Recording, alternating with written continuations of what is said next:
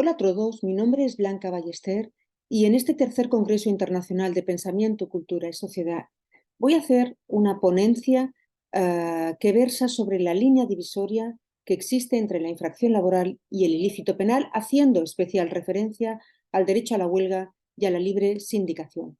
En el ámbito laboral, los derechos a la libertad sindical y a la huelga representan derechos fundamentales para las personas trabajadoras, son derechos fundamentales y también irrenunciables, puesto que constituyen una muy eficaz herramienta para equilibrar el poder entre el trabajador y el empresario.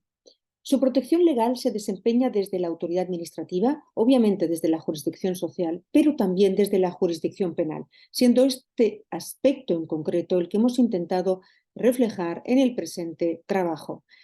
Es relevante mostrar cómo el ordenamiento jurídico, concretamente nuestro ordenamiento jurídico, tiene especial cuidado y protege de especial manera lo que serían estos dos derechos inalienables a los que hemos hecho referencia. Por un lado, el derecho a la huelga y por otro lado, el derecho a la sindicación, a la libre sindicación, puesto que hay que entender que en un estado social y democrático de derecho es, por lo tanto, primordial que estas herramientas que tiene el trabajador puedan ser amparadas desde esta perspectiva. La jurisdicción penal se hace, por lo tanto, cargo de la defensa de esos derechos, solo, eso sí, cuando su quebramiento acontece bajo determinadas condiciones que vamos a ver. Los delitos concretamente que atentan contra estos derechos de los trabajadores están recogidos en el artículo, en todos los artículos recogidos concretamente en el capítulo quinto, referente a los delitos contra los derechos de los trabajadores dentro del Código Penal. Persiguen todo tipo de conducta que pueda ser llevada a cabo por el empresario y que implique la supresión o menoscabar de alguna forma estos derechos laborales legalmente establecidos. Concretamente, el artículo 315 del Código Penal hace referencia a esa situación que implicará limitación e impedimento del derecho que ostenta el trabajador a ejercer ambos derechos reconocidos concretamente en el artículo 25 de nuestra Carta Magna. El derecho a la huelga y el derecho a la libertad sindical son dos derechos, como hemos visto, propios de la clase obrera, y el delito que ampara esos derechos es un delito de medios determinados. ¿Qué significa eso? Significa que para su comisión es necesario que se produzcan determinadas circunstancias. Por lo tanto, para que podamos catalogarlo de delito, es necesario que su comisión se produzca mediante una conducta específica. Asimismo, es un delito doloso, es decir, el autor conoce perfectamente la ilicitud del acto que está llevando a cabo y lo está haciendo de forma deliberada. Es cierto que con el auge de la industrialización en España, la clase obrera se empezó a organizar a través de los sindicatos, porque las situaciones laborales eran muy precarias.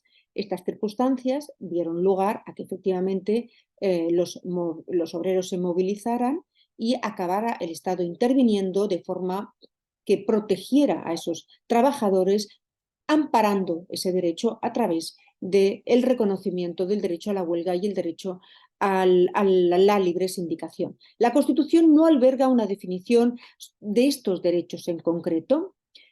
Sí que es cierto que, por lo tanto, la jurisprudencia nos ayuda muchas veces a poder establecer cuál sería el marco normativo y, en definitiva, también las circunstancias que darían, por supuesto, una definición un poquito más puntualizada sobre esos derechos, ¿no?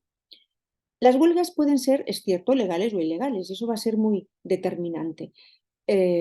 Incluso pueden llegar a ser calificadas de abusivas. Por lo tanto, habrá que advertir esta cuestión siempre que queramos discernir si estamos ante un delito o no lo estamos. El derecho a la libertad sindical, igual que ocurre con otros derechos fundamentales de los trabajadores, están, como hemos visto, reconocidos en la Constitución, pero también es necesario tener en cuenta la vertiente positiva y la vertiente negativa. Es decir, no se permite que ningún trabajador sea obligado a afiliarse a ningún sindicato. Asimismo, el artículo 7 de la Constitución se desprende que los sindicatos ese derecho consiste en defender y promover plena libertad de creación pero también, obviamente, de no pertenecer a ese sindicato. Concretamente, la libertad de sindicación se propugna incluso también a nivel internacional desde el 1948, puesto que la Declaración Universal de Derechos Humanos lo reconoce. Al igual que el derecho a la huelga, estamos ante un derecho cuyo desistimiento por parte del trabajador sería ilegítimo. Un trabajador no podría, en el contrato de trabajo, renunciar al derecho a la huelga ni renunciar tampoco al derecho a la libre sindicación. Por tanto, existe ese concepto de la indisponibilidad del derecho. En lo que se refiere concretamente al bien jurídico protegido, tenemos que diferenciar la vertiente positiva y la negativa. Concretamente, y además también a nivel individual, se entiende como vertiente positiva esa libertad de constituir y afiliarse a un sindicato, y desde la vertiente negativa será el derecho a no afiliarse a ninguno o, en el caso de estar afiliado a un sindicato, poder desistir de dicha afiliación.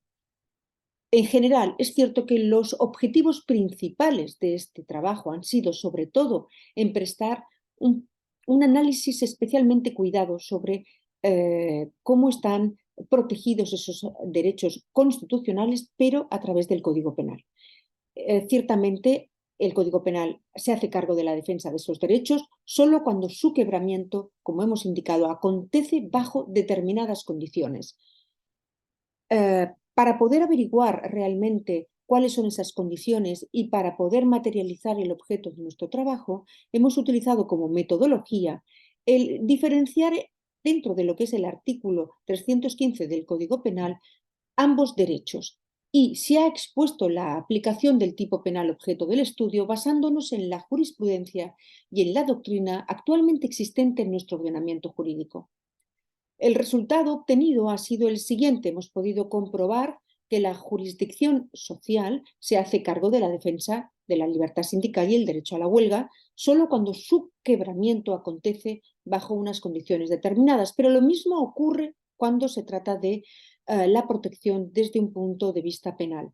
Hemos constatado que, sin perjuicio de que dichos derechos constituyen una herramienta para la defensa de los trabajadores, no ha sido hasta hace recientemente poco, es decir, hasta el periodo constitucional, que estos derechos han comenzado a disponer de una protección normativa. La conducta tipificada tanto en el Código Penal como incluso en la propia Constitución ha sido el no poder limitar de ninguna manera ni impedir el ejercicio de esos derechos. Esta protección no solamente aplicaría al derecho a adherirse, sino también, como hemos visto, interrumpir la prestación del trabajo. Eso sí, obviamente, como veremos más adelante, implicará no cobrar el sueldo a pesar de que estarás en situación especial frente a la seguridad social. La tutela penal del derecho a la huelga contempla dos modalidades: el tipo básico, defendiendo como delito todas aquellas situaciones en las que la conducta es llevada a cabo mediante engaño o abuso, es decir, impidiendo al trabajador que ejercite su derecho o limitándolo. Sin embargo, esta conducta puede considerarse imprecisa. Por lo tanto, cuando se trata de un tipo básico previsto en el artículo 315 del Código Penal, va a ser el juez el que va a tener que determinar si se está produciendo o no este comportamiento tipificado en el ordenamiento jurídico. Sin embargo, cuando estamos ante el tipo agravado, reconocido también en el propio artículo 315, pero en esta ocasión en el apartado segundo, aquí sí que el margen que tenemos es menor por parte de lo que serían los jueces, porque está muy, muy determinado. Es decir, hay poca discrecionalidad judicial. Lo determinante se encontrará realmente en dilucidar si han habido coacciones que hayan impedido o limitado el derecho al trabajador. Concretamente, las coacciones están definidas por parte del Código Penal y hace referencia al uso de la violencia. La comisión de este delito es un tipo, por lo tanto, agravado y conlleva incluso una pena de prisión de 2 años a 6 meses. Se debe puntualizar que la conducta típica del delito contra el derecho a la huelga siempre se considera, como hemos mencionado, dolosa. Por lo tanto, no cabe calificarla de culpa. En cualquier caso, la doctrina ha considerado que la huelga debe ser legal, eso sí, para poder quedar amparada por el derecho penal. Previamente, el Código Penal de 1995 preveía penas menores. Sin embargo, como hemos visto, la pena de prisión puede llegar de 6 meses a 2 años y una multa de 6 a 12 meses. Se debe tener en cuenta que el mero hecho de coartar la libertad sindical no es un ilícito penal, no constituye un ilícito penal, pero sí lo constituirá cuando se demuestre que el medio comisivo empleado ha supuesto engaño, abuso o incluso coacción.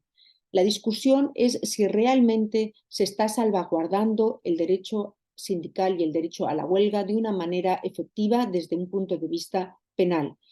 La conclusión ha sido que efectivamente eso es así.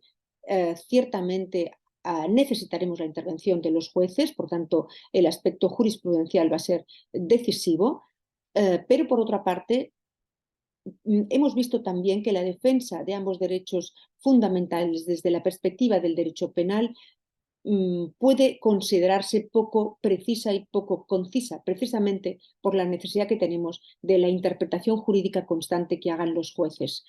Destaca también, por otra parte, la trascendencia del bien jurídico protegido. El derecho fundamental, como hemos visto, requiere, por lo tanto, especial cuidado y el estudio de este artículo 315 constata precisamente ese especial cuidado que se está llevando a cabo por parte del ordenamiento jurídico cuando existe abuso, engaño o coacción.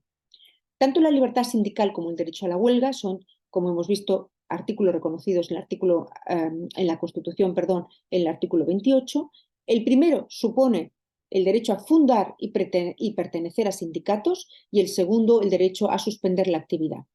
Ya sabemos que además esos empleadores no podrán sustituir a los trabajadores por otros. Se protege, por un lado, el interés del Estado, pero también el interés individual del trabajador. El Código Penal prevé este tipo básico y el tipo agravado, como hemos hecho referencia. Esto es fundamental y, en definitiva, nos hemos encontrado que gracias a esta protección prevista, por un lado, por nuestra Carta Magna, por otro lado, por el propio Estatuto de los Trabajadores y, en tercer lugar, por el derecho penal, va a hacer que, en general, se pueda materializar esta protección a estos dos derechos fundamentales. Muchas gracias.